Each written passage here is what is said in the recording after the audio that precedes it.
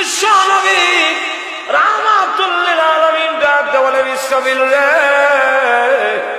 অর্ধ ভ্রমণে আমি আসি নাই, আমাকে দাওয়াত দিয়ে এনেছেন, আমাকে দাওয়াত দিয়ে এনে সিংহায় ফু দিয়ে তামাম পৃথিবী ধ্বংস করার জন্য আল্লাহ তোমাকে হুকুম দিবেন না।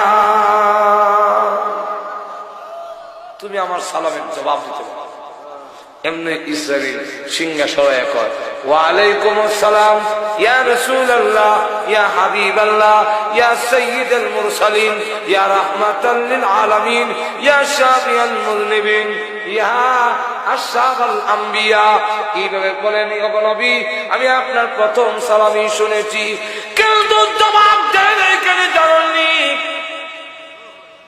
আল্লাহ আমাকে বলেছেন ইসরাফিল রে, সিংহা মুখে লাগাইয়া